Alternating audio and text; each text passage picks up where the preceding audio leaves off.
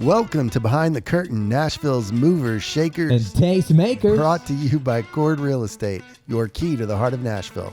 I'm Steve Luther alongside my co-host Van Hohe. Here we peel back the layers of Nashville's vibrant scene, sitting down with the innovators, creators, and leaders who shape our city. From music to business and everything in between, we dive into the journeys that have brought them to where they are today. We're here to uncover the stories behind the success, the passion driving their pursuits, and why they've chosen Nashville as their stage. It's about the people who dream big, push boundaries, and make this city truly unique. So join us as we explore the heart and soul of Nashville through the eyes of those who know it best. Well, welcome to the show. Today we're joined by Angela Cherry, president of Secure Stream Pay Solutions, a standout leader in the Fintech and payment processing space.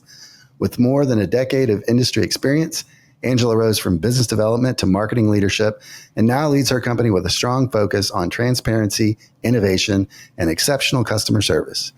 Growing up on a farm in Tennessee, raising her 3 daughters, and making bold pivots into finance and sales, Angela brings resilience, integrity, and servant leadership to her role. Under her direction, Secure Stream has earned recognition for its contract-free model, transparent pricing, and client-first culture. Angela, welcome to the show. Thank you. Thanks for having me. That sounds impressive. I don't know. No, you don't know? I don't know if it is or not. Oh, I think so. I think it's impressive he said all those words without stumbling at all.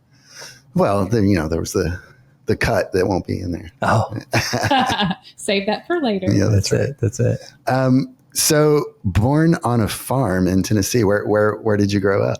Leaper's Fork. Leaper's Fork. Oh, the good farm. The good farm. I grew up on about 100 acres out there. Wow. And we had cows and horses and sheep and chickens. Did you ever imagine what Leaper's Fork would become? And what 100 acres in Leaper's Fork would have eventually? I did not, and luckily my family still owns it. So. Wow. We're in the midst of royalty. That's right. It's so beautiful out there. It I is. feel grateful that I had the opportunity to grow up out there, and even on the farm. Just I feel like the hard work that I did around the farm to help the family really prepared me for life in general. Right. Tell us about growing up on the farm. What was that like? Well, we'll say that when all of my other friends were doing things I thought were fun, I had to go pull the weeds out of the garden or haul hay. And at the time I didn't like it. And I didn't understand, but going back to what I was saying just previously is that the hard work that my father and mother taught me doing things around the farm helped prepare me for life. That's good. I would imagine that gives you, kind of a work ethic that you took with you into your adult life. Absolutely. And that work ethic I would say is a big reason for the success I've had over the years. I'm kind of feeling like this is a Hallmark movie right there. I'm feeling Hallmark, Leaper's Fork, farm, families, chickens. Yeah. Now, have you spent your whole life in Tennessee? Did you move, come back? I've spent my whole life here. I've traveled extensively, which I love to do. Tell. I love traveling the country. I started traveling internationally a couple years ago. That's one of his favorite things. Oh, yeah. There's a huge list of places I want to see. So There's a big giant world out there. there is. And there's so many cool things to see, and I want to see them. I think what's been so cool about international travel for me is, you hear so much, from the media about like what to expect. And when you go, it's not that at all. Like I've never felt unsafe anywhere. The people have been amazing everywhere I've gone. And he's not talking about going to the places that you see all the time. He goes some pretty crazy places sometimes. Like where? Most of Central America, a little bit of South America. I mean, he's going into the jungles. Asia. Oh. I mean, he's not afraid to go hiking into malaria. Yeah, you are really taking adventures. He's not going into the typical, we're going to Cabo or whatever. I mean, he's exaggerating. What did you do? I don't exaggerate. I speak with exuberance. No, I've been to, some of the remote areas in some countries, but not like, I don't camp. I don't spend the night out in the jungle or the woods or anything like that. Like, I'm all good with hiking during the day, but I need a nice hotel at the end of the day. I can relate to that. Yeah. Maybe one night. I might make it one night. See, that's not for me. Not for me. but I'm always impressed in the places he goes. Tell us a place you've been recently, because we have teams like down in Panama, the country, and a couple other places around the world now that are affiliated with us. So, what are some of the places that you like to go, or you've been recently? Oh gosh, recently has been more domestic here. As far as international, that have been Greece a little over a year ago. So I went to Athens and then Mykonos, and it was beautiful. Beautiful. It did not disappoint. We have some clients that are actually considering purchasing a property in Greece. Oh, nice. I have some friends of mine that actually own a second home in Greece as well. So it's just like really one does when they're from 100 acres on Leaper's Fork.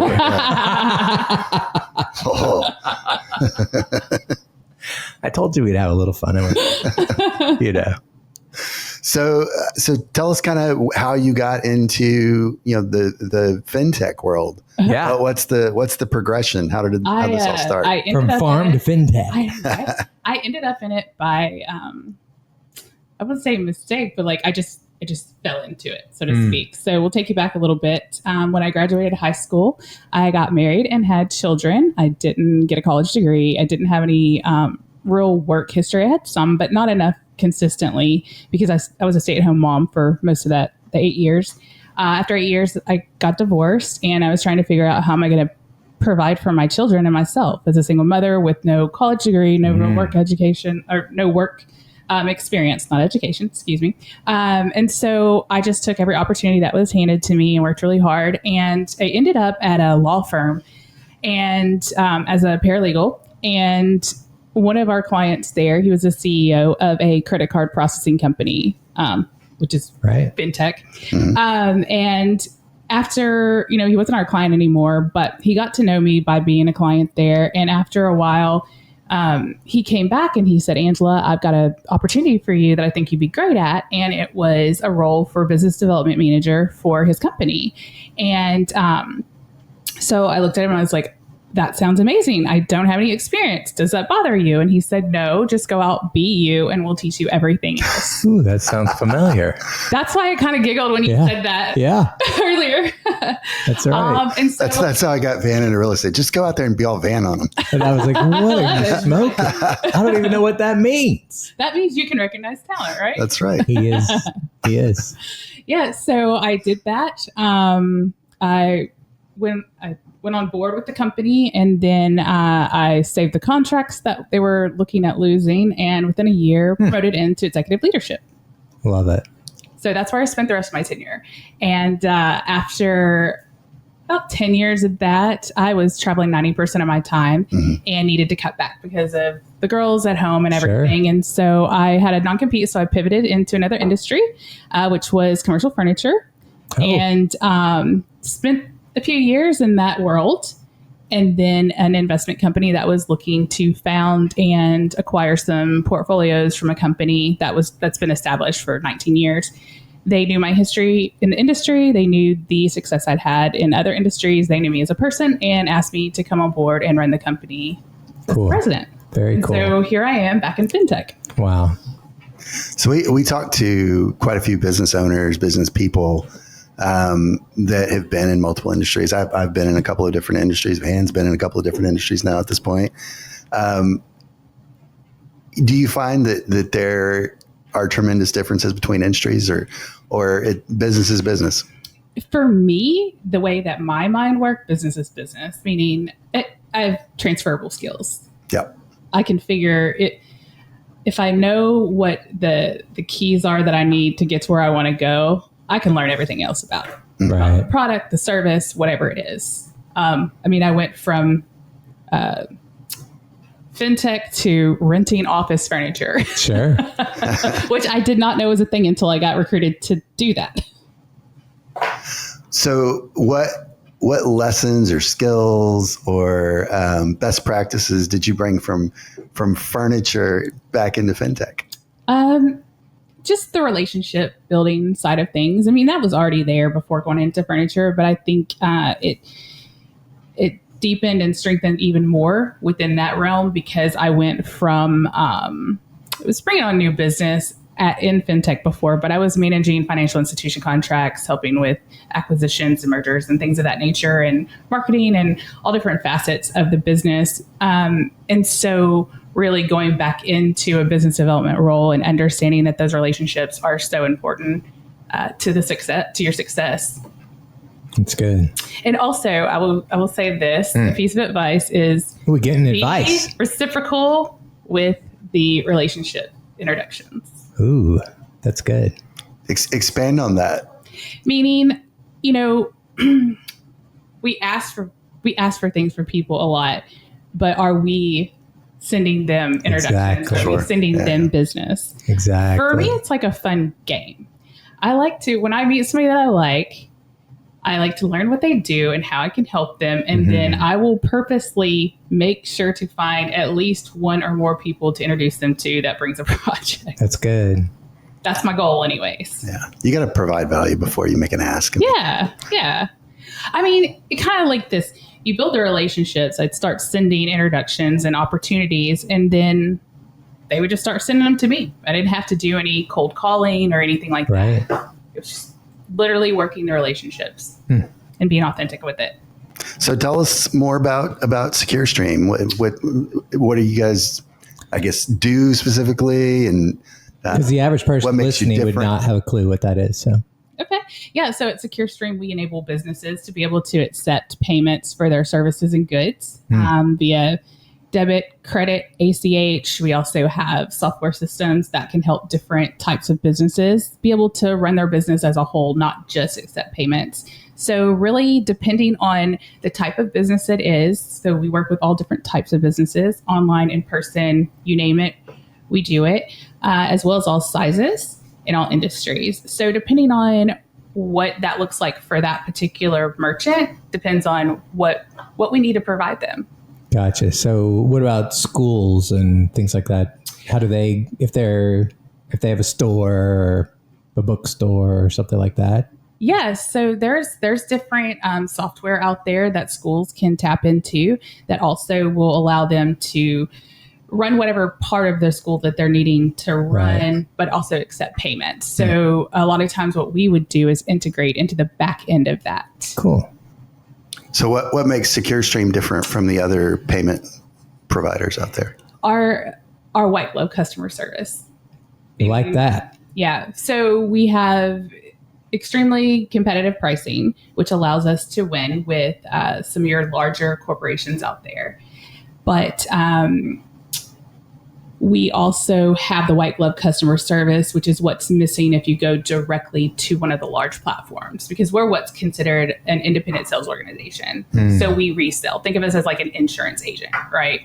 And us being able to deliver that and the pricing, that's why we don't have contracts. Gotcha. It keeps us in check that we're being fair with our pricing and that we're delivering the customer service. Because if we're doing that, then you don't want to go anywhere. And we have a 98.7% retention rate.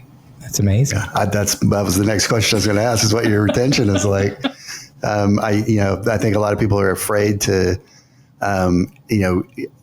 offer, not really a guarantee, but offer things like that where they're afraid that, it's going to come back to bite them. But, those are the kinds of things that people really appreciate and make you stand out. And if you're delivering, you don't have to worry about it anyway. Yeah, it's my team. They're amazing. I cannot take credit for it. They're amazing. They make sure that the merchants are taken care of, and I'm so grateful for that. It says here, no startup fees, no contracts, no termination fees. That's amazing. Try. So you said you guys are almost like a broker in a sense. So it's not really your actual payment systems. You're brokering other systems. Yeah. Do you have to be involved with all like the government regulation and all the scrutiny and stuff around what all the standards are? Yeah. So we we want to make sure that we stay on top of what's going on in the regulations and things of that nature. But we don't have to from the standpoint of development in regards to the software that we're getting to resell. They've done all of that behind the scenes. Sure. But we do stay on top of that. So I'm a bit of a crypto guy. Van likes to say he dabbles. I dabble. With all the new legislation that's coming down the pike with stable coins and, the Genius Act and all these things, what has that meant to your world? It's been interesting to navigate. It's not bad. I think you can blend it into a partnership of some sort at some point. Do you feel like that's going to continue to, people are going to transition more and more to digital currency like that? Or? Yeah, you're going to see that, but it's going to be a lot longer than what some would think, right? Because that's going to take a while for people to transition that much. Well, I mean, it's really not all that different from credit card payments or anything like that now. I mean, people don't really deal with cash that much anymore anyway. This is true because most of the time I do not have cash. So rob me, you won't get anything. Right. I know. Yeah, I think sometimes it's also generational as well, right? You've got the people that are comfortable with technology and people that aren't, or they're just old school. They want to keep with what they know and what they're doing. So that'll slow it down too. But I guess we're going to find out. We are. I mean, they're already getting rid of the pennies. Yeah. I mean, the biggest thing in the payments industry is making sure that you're continuing to innovate and evolve with the times, right? It's not like it used to be where you could go out and sign somebody up and give them a terminal to sit on their desk there or whatever and move along to the next one that's the same thing. A lot of it has become integrated with different softwares because people don't want to just accept payments. They want to, with the technology, be able to fully run their business. Now, do you typically, when you have a client comes on board, do you typically see them stay with one particular system, or do they, it seems like it would be a nightmare to migrate from one system to another, but maybe there's some new tech or some reason to make a change. Like what does that typically look like for a business? Yeah. So, we'll have businesses that have come on back when it was just the standard terminal, right? And then as they've grown and technology's evolved, they decided, I want to be able to do more within the landscape besides just accepting the payments and all of it to be integrated together. And so at that point, they start looking at what would work for me. And my team is really good at asking the questions and staying in front of their merchants so that we can help guide them through that. How does white glove service come into all this? Have you ever called the 1-800 number for a credit card processor? Call a 1-800 number. So what you're saying is you actually answer the phone. I guess I haven't. It's not fun. You don't want to do it. You sit on hold for a long time typically, and then you hope you get somebody that can help you. Tell me, why would I call a credit processor? So if you're a business owner, let's say your system just goes down, it's not working. So you have a terminal or something, it's not working. I have it like a Starbucks or something. Right. And all of a sudden it's not working. And you can't accept payments. Gotcha. So you would that would call be bad. in, right? You would call in and then sit on hold and hope the person that answers can help you. The crazy thing is, I mean, I've been on the other end of that situation, and it's like, people today have no idea what to do when that you can't. It's like, come back. Like they don't know what to do if you don't have cash. And they just don't know how to handle it. Yeah. Well, how would you handle it? Well, I mean, they used to like have the backup thing where they would just like scan the card, Can't do that anymore. Yeah. To protect, cardholders' information. Right. Because even in the terminals, it's encrypted, right? When the information goes through, it encrypts. Yeah. So, I mean, when those businesses lose a terminal, like if their whole system goes down, they're just kind of screwed. Wow. We do have some merchants. We have a large footprint in multi-unit franchises, and we have some restaurants that actually take our mobile product and use that as a backup. Gotcha. So if their point of sale with their normal processing goes down, they can still accept payments. They just have to pull out an iPad or something and swipe it there instead. So similar, like a Square kind of a platform. Yeah, exactly like that. Cool. So you guys have been recognized with several awards. You want to talk about some of those? It's my team. I give all the credit to my team because they're amazing. I think that my job is to, part of it is to make sure that they have everything that they need to be successful. And that's where the servant, empathetic leadership style comes into play. Mm-hmm. I think it makes a huge difference for them to know that they're not just another number on a spreadsheet, that they are a human being and they matter. Give us an example of how you serve them that way. Ask them, what do they need? How can I help you? If they're sick, is there something that I can do for you while you're out sick today that when you come back tomorrow, is done and that's helpful to you? Right. Or just them knowing that I care. Right. That's good. So we often talk to business owners about this, typically not on air, but why not? We are on staffing. Air. Staffing is like the bane of my existence for most business owners. It's like, it's so difficult to find the right talent, to keep the right talent. I would imagine in something like, processing payments, there's probably turnover, I would think. But like, what kinds of things do you do, during the interview process? What do you do in terms of like retention? The retention part would be just the leadership style of making sure that the team has what they need, that they also are being heard, right? Mm-hmm. So what is needed so that they can be successful at their job. And in return, I find that they take care of our customers better, right? Mm-hmm. As far as very transparently, we're just about to start staffing up some more at SecureStream, start bringing on. So I may not have really good answers for you yet because the team that I have in place, I acquired during the acquisition, which I'm very fortunate for the team that I acquired. So as far as retention, just going back to the leadership style as a whole. Do you work all in a building or you like, how does that work? Everybody is remote. Okay. So everybody's remote. Yeah. Everybody is remote. So how do you keep that team feeling when everybody's remote?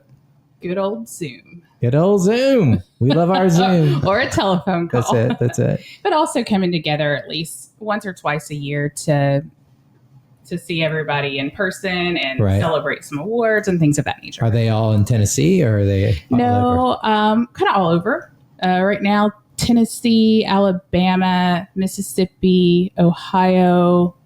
I feel like I'm forgetting. Louisiana. Those are the places where I'm currently. But we do business all over the country. Got it. So football states.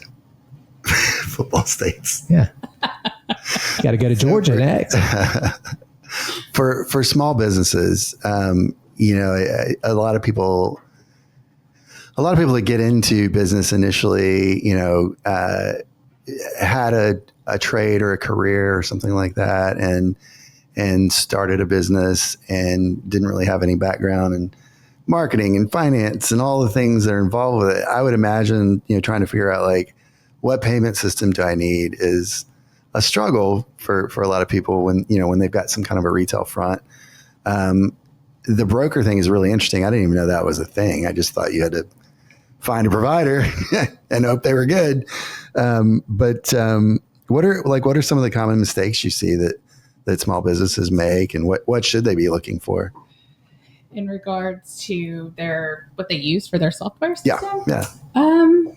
I think really just making sure that you understand how you want your business to run, right? And what you're wanting to accomplish with that system. Like if you're just wanting to accept payments, you don't need to pay extra for a software that tracks inventory and employee time and all of that, right? So basically, I would advise them to look at their business and walk through how it needs to work for them. And I am also the person that will not tell somebody something that I don't think that they need. I had a guy that he's a mentor of mine and friend now. But years ago, I was walking through a software system with him for his lodge that he bought. And we went through it several times, and it wasn't going to do everything that he wanted. It was going to do a lot of it, but not everything. And he wanted to do business with me. But I told him, I'm like, I'm not going to sell you this system, because if I sell you this, you're going to be upset with me because it's not going to do everything that you want. We walked through this. And so I decided to do some research, knowing we'd walked through everything several times, and I knew what he needed. I did some research. I found 3 software companies that I sent him the information for and told him to get a demo. That I think one of these would probably be a better fit for him. How did it turn out? Wonderful. I ended up with more business. I love it. I love it.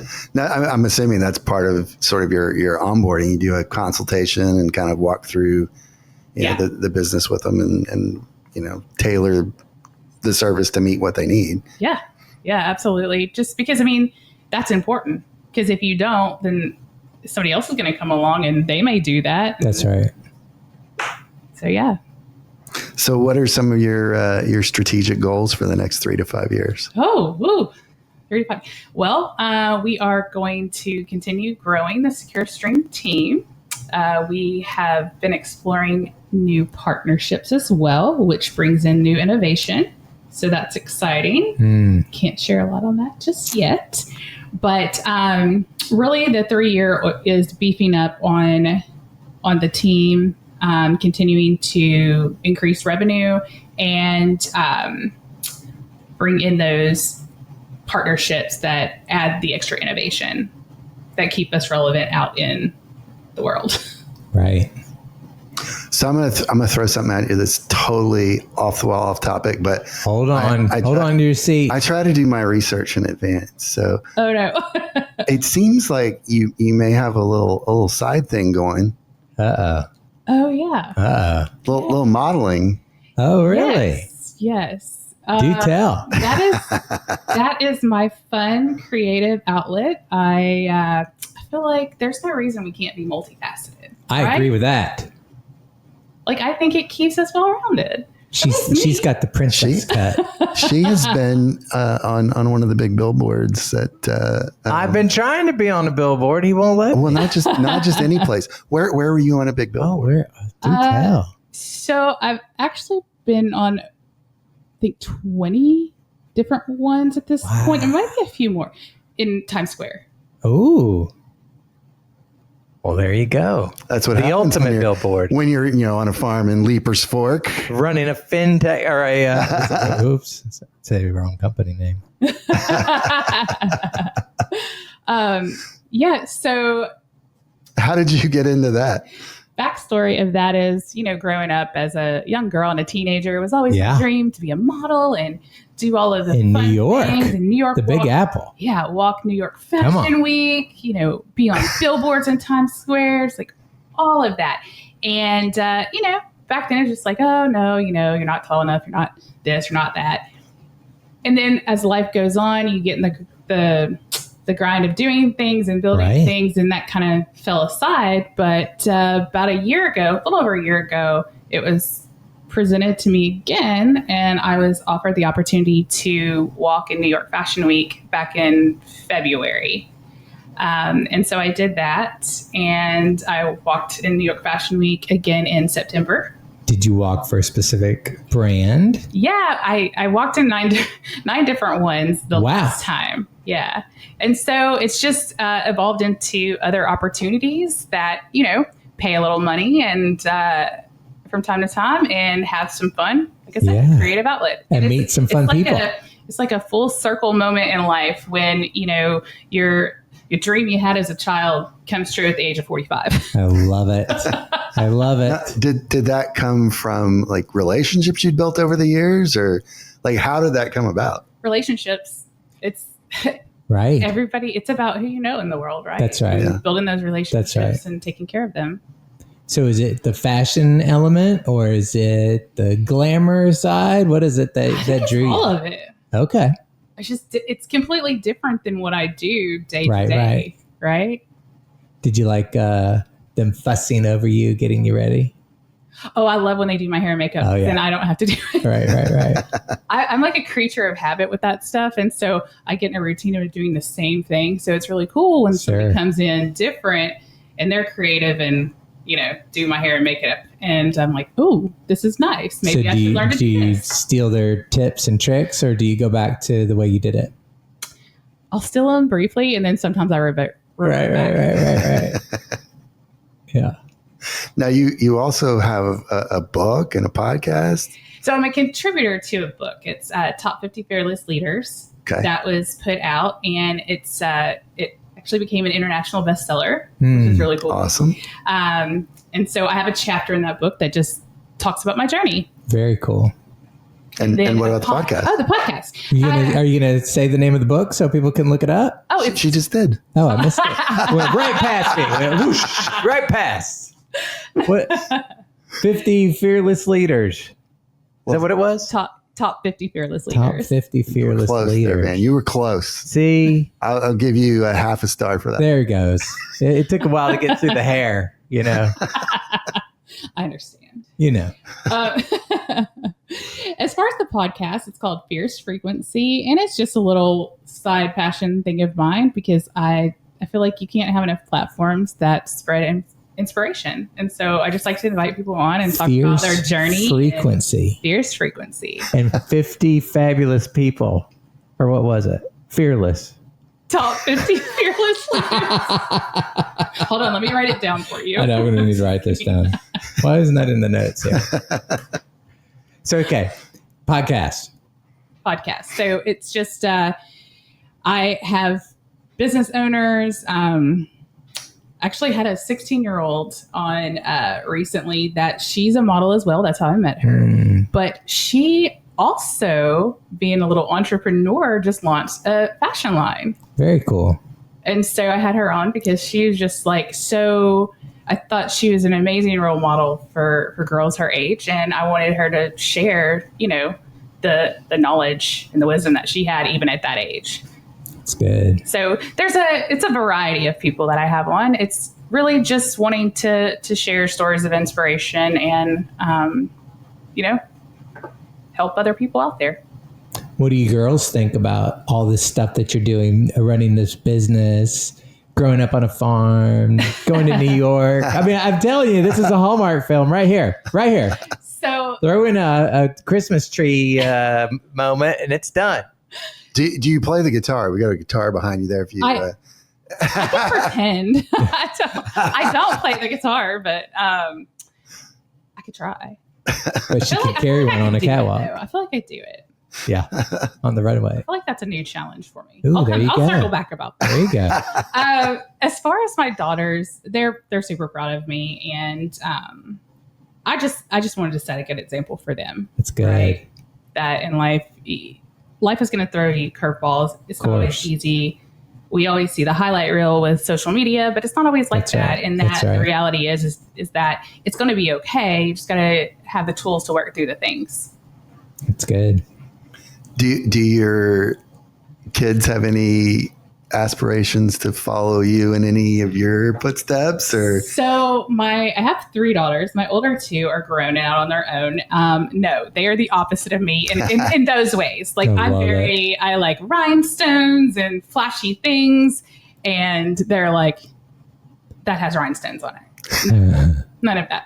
So she should have seen your watch yesterday. Now my 12-year-old, she actually is interested in a few more of the things. I went to Miami Swim Week to walk and pulled a couple strings, and she actually was able to walk in one of the shows. How cool! How cool! Yeah. So I would normally ask you this a different way, but I'm gonna change it up a little bit this time. What's like one piece of advice you would give to your younger self? My younger self is it doesn't matter what anybody else thinks of me. I grew up spending most of my life as a pathological people pleaser and just worried about people liking me. Are they going to like me? They don't like me. Why don't they like me? What do I need to do? And what I've learned is that people are either they're going to like you or they're not going to like you. And as long as I like myself and do work on myself, that's what matters. And I'm a good person, right? Every day working to be a better person and growing. And so if somebody doesn't like me, then I'm sorry. That's good. Now, would it be any different if I said, like, what is like one piece of advice you would give for someone that is looking to, kind of get into fintech or the business world in general, or more from an employment or a business owner standard? Yeah, let me think about that one for a second. That's one of the more serious questions. Yeah, I gotta put the serious hat That's back all right. on. That's all right. Really, just build something authentic. Ooh, authentic. I like that. I think with that we should just close. That's the perfect end. Speaking of clothes, what was your favorite clothes designer that you walked for? Kazia. Kazia. I don't know Kazia. I'm not a designer guy. Okay. What's Kazia? Do you know Kazia? It's a designer out of Miami that she designs luxury dresses for women. I guess I don't wear many of those. Yeah, I don't see you rocking a. But we have been in Miami. Swarovski crystals. We have, many times in Miami. Yeah. Okay. Ashley would probably know who this I have is. so many questions now. See? Oh, wow. See? Oh, wow. Oh, yeah. You just thought we were ending. That's it. Okay. That's it. See, now All we're right. going to cut What you got? and go to her What podcast. you got? And she's going to ask some questions. Yeah, I have so many questions for both of you. Actually, Ooh, danger. Look, go for it. What do you got? What do you want to know? oh God. Now I Oh. Oh, the card. He said, "Show me your hand." feel, we'll save that for fierce. All right. Oh, I like how she speaks in alliteration. A perpetual people pleaser and here's 50. Under 50. Well, Yes. if people are looking to get a hold of your business, SecureStream, or look your podcast up, or any of those kinds of things, like Secure. what are all the ways to find you? So you can find SecureStream as well as myself on LinkedIn. You can find SecureStream at securestreampaysolutions.com and reach out to us there. Or we're on Facebook, Instagram, and another one, TikTok. Secure Stream if you want to get paid. Correct. and podcast, I'm assuming, is on all the podcast platforms. Correct. Cool. Awesome. Well, with that, it was a pleasure having you on the show. It was a perfect pleasure It was a to have you in our. perpetual pleasure. Thank you for having me. Yes, It's been thank fun. you. And with that, we'll see you guys next time. Well, that's a wrap on today's episode of Behind the Curtain, Nashville's Movers, And Shakers. tastemakers. We hope you've been inspired by the stories of passion, perseverance, and innovation right here in Nashville. A big thank you to our guests for sharing their journeys and to you, our listeners, for joining us. And of course, our gratitude to Chord Real Estate for making this conversation possible. Don't forget to follow or subscribe to our podcast on your favorite just platform. Thank us. Yes, you did. Oh, I guess I did. Well, thank us. Okay. Like I was saying. Oh, yeah. Go Don't ahead. forget to follow or subscribe on your favorite platform to catch every episode and hit that notification bell. We've got plenty more fascinating guests lined up, ready to share their insights and inspirations. And we love hearing from you. So reach out to us with your thoughts, questions, or suggestions for who you'd like to hear from next. Until next time, keep chasing your dreams and making your mark in Nashville. Oh, my goodness. Remember, Am I talking to Casey it's the Kasem? people behind the scenes that make the city shine.